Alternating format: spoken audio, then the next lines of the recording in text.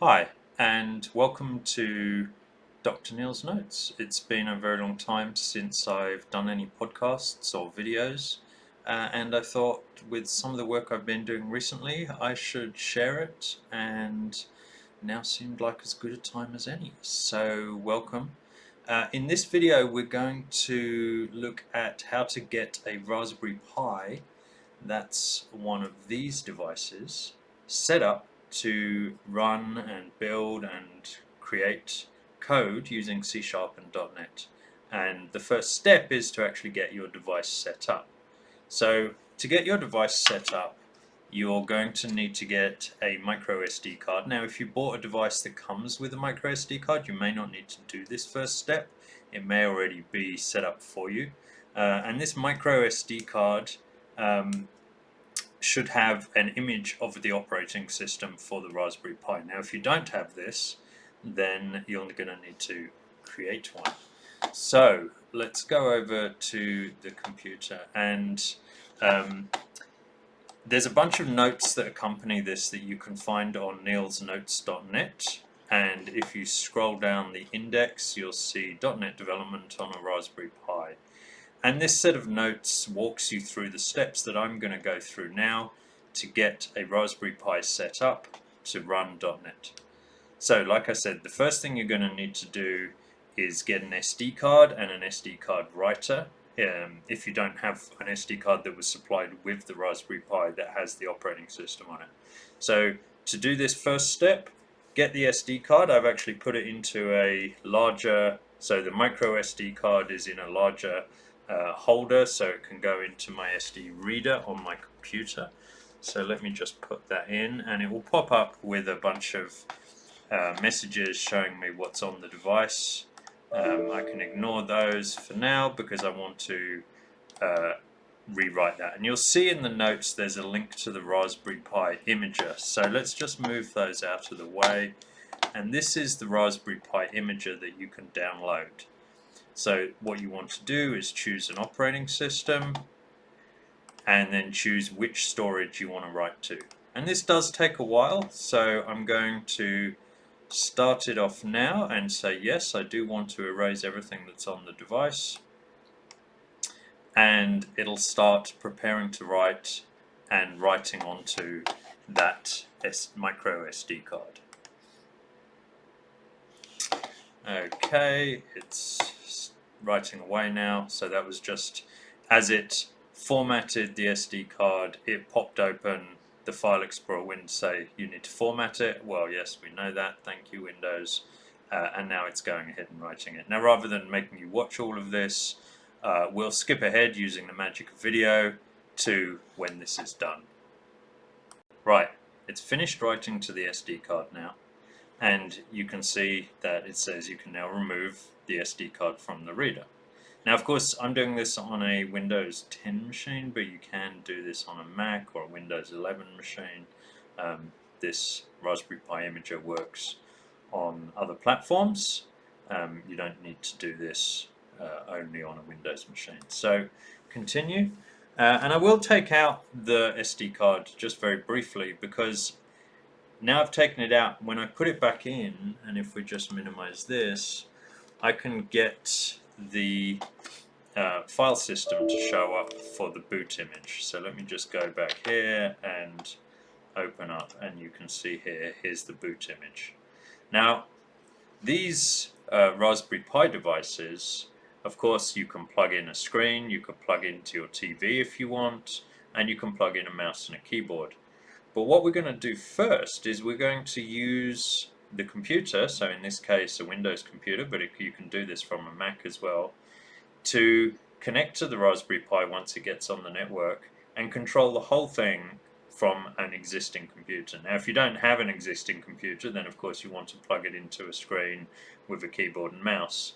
But if you already have an existing computer, you probably don't want to unplug your computer monitor in order to plug into a Raspberry Pi. And so you can share your computer monitor, and you can use tools like VNC and Secure Shell to connect to the Raspberry Pi. And that's what we're going to do to start with. To set up the Raspberry Pi, we will do it through the Secure Shell. And So in order to do that, the first thing we want to do is tell the the Raspberry Pi that when it boots, it needs to support Secure Shell. So we're going to add, well, it doesn't really matter what it is, we just need a file, and in this case we'll just say a text file called SSH, that's Secure Shell. It does not want to have an extension, so it's just SSH, not .text, not anything else, and it doesn't need any content. And just by putting that file into the boot the root of the boot folder or the micro SD card you just created, you're telling the Raspberry Pi operating system that when it boots, it should support SSH. So now we've done that, we can eject this device. Always scares me that eject is next to format, but anyway, and it's now safe to remove the hardware. Excellent, thank you. And I can take it out. Now the next thing I need to do is take out the SD card, and we're going to need to put this SD card into the Raspberry Pi. So in order to do that, let's just zoom in a little bit. The Raspberry Pi, you can see here, I've got it mounted in a little plastic case, which is quite nice. But you want the contacts on the SD card facing up towards the top of the Pi board, and then it goes into a little slot at the bottom here with the contacts facing up. Now it won't go in the wrong way, so don't force it. If it doesn't go in straight away, you've probably got it in upside down. Turn it around, try again. As you're probably used to if you're using USB-A, that's the old trick, is you have to turn it around 3 times before it'll work. So now I've got it inserted, and this should be ready to boot up. Now it'll take a little bit of time when it first boots to set everything up, and I'm going to go and plug it into the power. Where's the power? Here. And I'm actually going to plug it into an Ethernet port as well. If you have a switch or a router in your home or your school or your office that you can plug into, it's preferable to do that when you're setting up headless, because it's going to be a much faster connection. And it will, as long as you've got DHCP or some auto discovery mechanism, which most people do on their routers or their switches, you'll be able to find this device when it comes on the network. So I'm going to just, again, using the magic of video, go and plug this in now, and then I'll come back and we'll talk about how to get it set up once it's plugged in and up and running. Okay, so I've plugged in the Raspberry Pi and waited a little bit of time for it to connect, and it will take a few minutes for it to take the boot image and start up. And now I'm going to open a terminal window, PowerShell here, but you can do this on a terminal on the Mac as well if you want. And I'm going to check that I can see the Raspberry Pi on the network. And the default name for the Raspberry Pi when you create a new image for it is Raspberry Pi. So let's see if we can find it on the local network. And yes, we can. There it is. It's been allocated an IP address, which is great.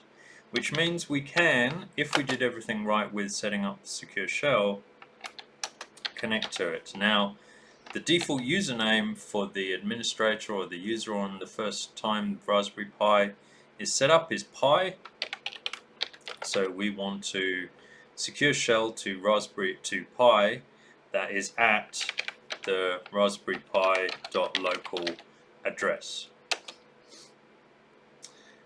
And it's going to say, hey, this is a new device I haven't seen using SSH before. Do you trust it? And I guess we do, because we just added it to our network, and we say yes, we're sure we want to continue connecting. Now this will actually add an entry into a file called .ssh or known hosts in a .ssh folder on Windows with that fingerprint to identify this device in future, so you won't get asked this. And then it will ask for your password. Now the first time you create a Raspberry Pi image, the default password is Raspberry.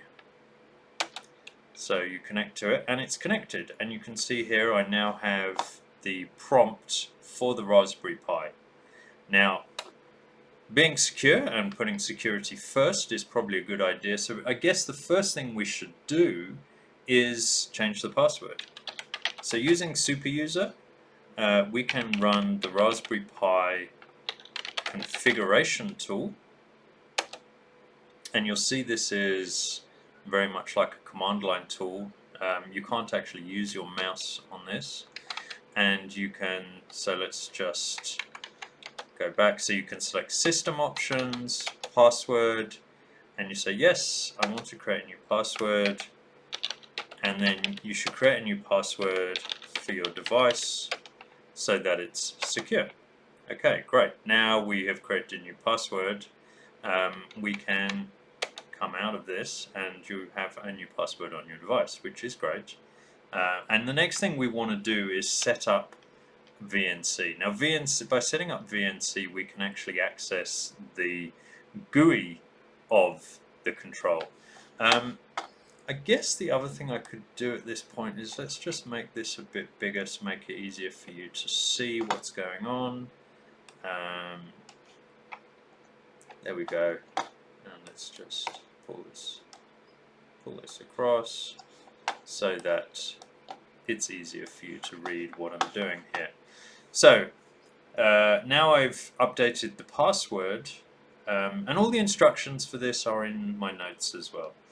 We're going to make sure that we can, or we already have, now some images will already have this installed, but we're going to make sure it's installed the real VNC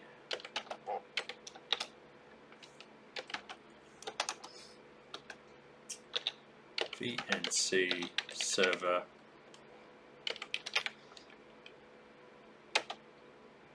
and it will go and check whether or not we have it installed and whether it's the latest version. So it says it's already the newest version, fantastic, so we have it installed already. Then we're going to go back to the config and we want to switch on the VNC interface option. So go down to interface options. Now we actually have already switched on SSH, that's how we're connecting currently, and we're going to switch on VNC so that we can connect to the device using VNC. And we'll do that in a moment by using the VNC server. So we can go VNC server, and then we can set a geometry, that's the resolution, geometry, spell it right now, it'll be easier, the resolution that we want the VNC server to render at. So 1920 by 1080 seems like a standard reasonable resolution, and we'll run that. It'll generate a key and it'll tell us that our new desktop is a Raspberry Pi :1. Now in order to connect to that, you're going to need a VNC client application, and if you're doing this just as a hobby or as something at school, you can get the VNC viewer for free. If you're doing it for commercial, you should probably get a commercial paid VNC viewer. So we're going to connect to Raspberry Pi :1, which is the address given down here. Whoops, :1, not @1. There we go. And it will give us a little security check to say, sure you want to do this. And remember now, this is your new password that you just changed it to. And you'll get, let's just make that full screen, you'll get the new experience saying welcome to the desktop. There are a few things you need to do to get started. So you're going to want to change the country. I should have gone the other way so it scrolls all the way around because I'm in Australia. Australian English will do fine. New South Wales. It'll set up the location. That will fix the time because it's definitely not 2:30 AM here. You can see it's 11:30 AM local time. It's actually going to say, hey, this is the first time you've connected, you should create a new password. So It will force us to do this anyway at this time. I'm just going to put the same password that I changed to so that I can remember it. Actually, this is checking whether your taskbar fits on the screen. It does. It's all good. We don't have to do Wi-Fi if you've got a wired network. If you don't have a wired network, you wouldn't have got here. And there are instructions to set up Wi-Fi out of the box as well. And then it's going to say, do you want to update your software? And we'll say, yeah, actually, let's go ahead and get the latest version of all the software. The other thing you'll see here is a warning because we enabled SSH out of the box, but we only had the default password, and it says, oh, that's a security risk, which is true, except we actually changed the password first thing we did, which is the right thing to do. So now we can stop that. So while it's updating, let's go back to our command line or our SSH. And in our SSH, we're going to install .NET. And so to install .NET, we're going to use curl, which is a method to connect to an endpoint on the internet, like a URL. And this is actually, I just copy pasted this out of my notes. This is curling to the .NET install shell script and then running that shell script against the current channel. The current channel is the latest version, production version of .NET, which at the time of this video is .NET 6.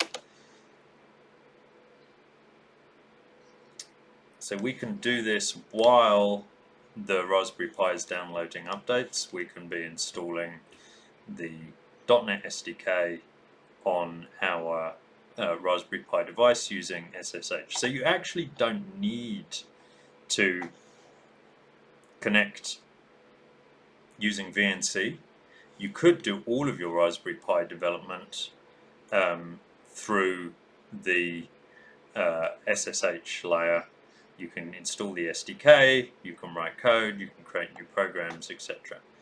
And we'll do some of that just through SSH, and then we'll go and see how we can use the Raspberry Pi UI to use an IDE or a development environment to build code as well. So you can see it's downloading the Linux ARM version of the SDK, in this case 60201, because the Raspbian or Raspberry Pi operating system is based on Debian, and Debian is a Linux operating system and it's running on an ARM chip, so it's detected that and it's pulling down the correct version of the SDK and installing it.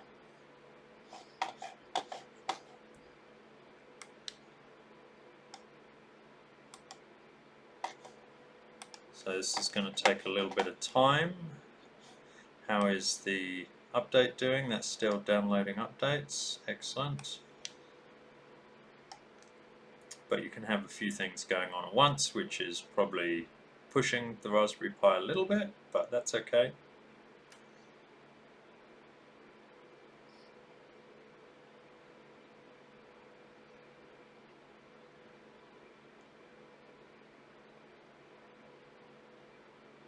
Here we go. So it has finished installing the .NET SDK. Now we're just going to set up some paths to make sure that the SDK can be found when we're running things from our Raspberry Pi.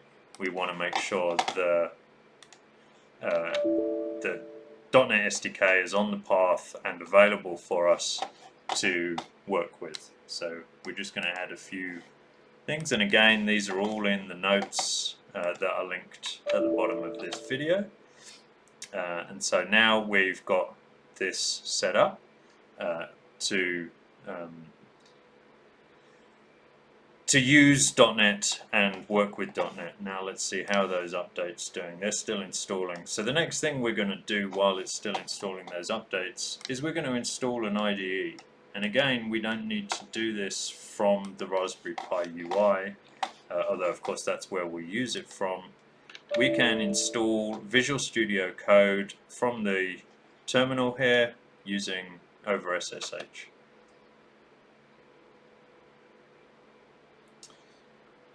Okay, so it's actually seeing that it's got a few things going on at the moment where it's installing updates at the same time, and it's trying to lock a file that's held by the update being installed. So that's fine, that'll just take a little bit longer.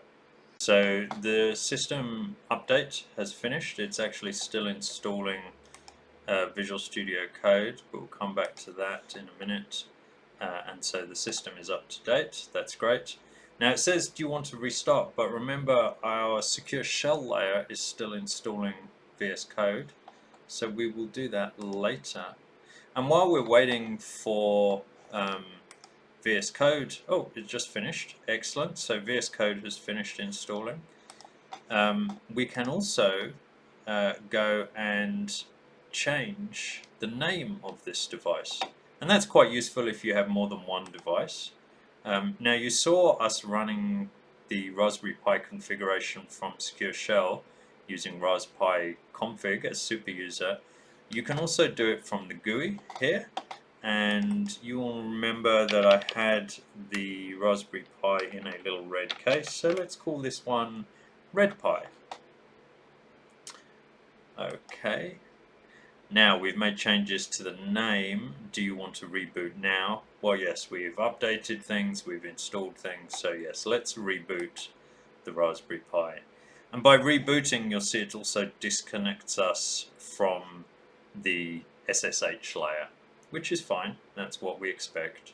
Now it'll take a couple of seconds to reboot, so you can be impatient like me and try pinging it, but of course it's no longer called Raspberry Pi, it's called Red Pi, so we have to ping redpi.local and see if it's available yet. Now it'll take a little bit of time to reboot, I suspect, so it's not found it quite yet. So let's give it a few more seconds. So let's try it again now, and yes, it's updated and rebooted and it's ready for use. So let's SSH to Pi, still the same username, at redpi.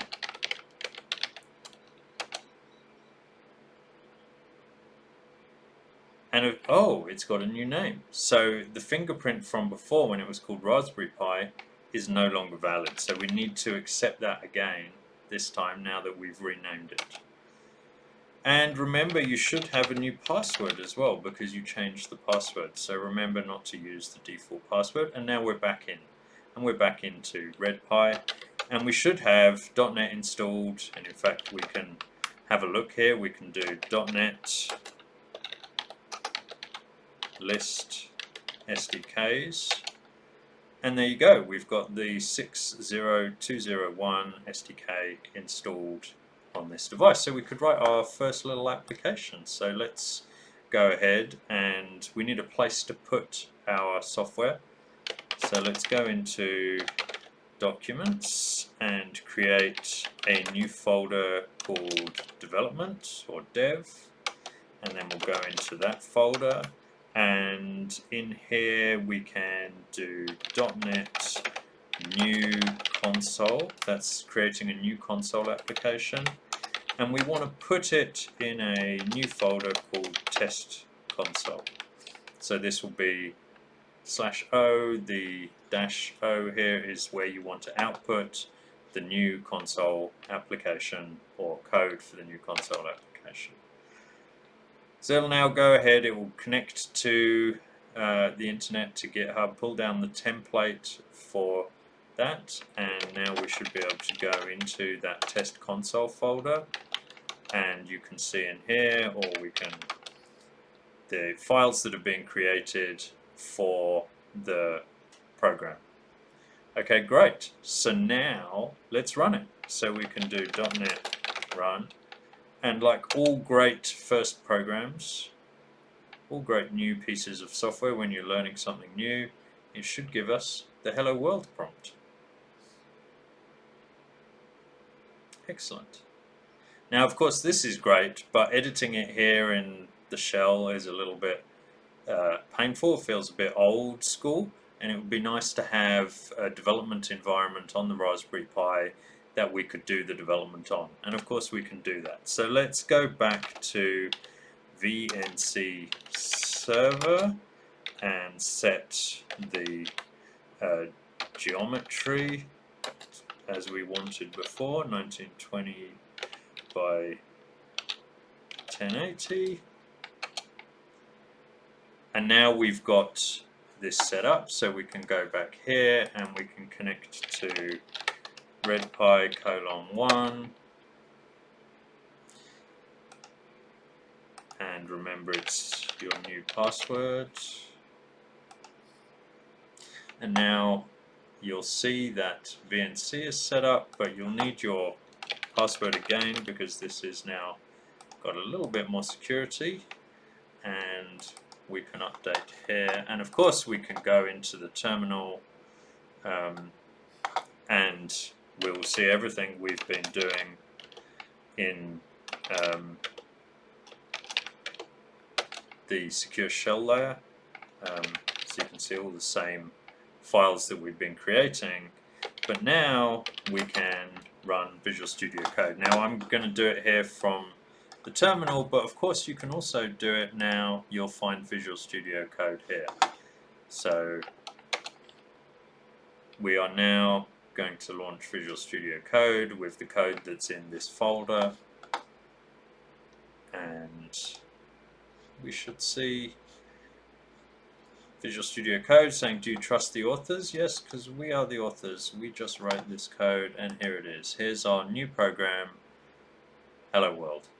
So Visual Studio Code also gives you a whole bunch of extensions that you can install, and it's already in the bottom corner here prompting me, you can't see it's behind my head, but prompting me to install extensions, which I can go ahead and do, and it's now installing the C# extension, which would let us work in Visual Studio Code in an even more friendly way, I guess, because we'll get all the correct syntax highlighting, etc. So if you've been following along, congratulations, you now have a Raspberry Pi running .NET 6 and Visual Studio Code. You can connect to it if you want from your existing Mac or PC computer, or if you skip the headless step, you can just plug straight into a TV or a monitor using a USB keyboard and mouse, and you're up and running now with a Raspberry Pi running .NET. And in future videos I'll start taking you through how to build your first software on a Raspberry Pi using C# and .NET. Thanks for watching. I hope you enjoyed this, and I hope you learned something from it.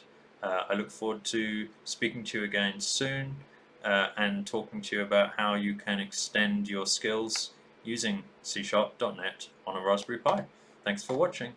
Bye. And one more thing I forgot to mention. Always the extra thing. So let's go back to the terminal, and we're still connected. Now, at some point in the day, you probably want to shut down your Raspberry Pi, and that's actually quite simple. You can go into super user mode, and you can say shut down, and this will shut down your Raspberry Pi in a minute, and that will close all the connections and switch off the Raspberry Pi from running. Now, of course, at this point you may also want to unplug it when it's fully shut down. Disconnect the power supply because it still will be drawing a very small amount of power as it's running. So, but yeah, that's how you shut down your Raspberry Pi using Secure Shell.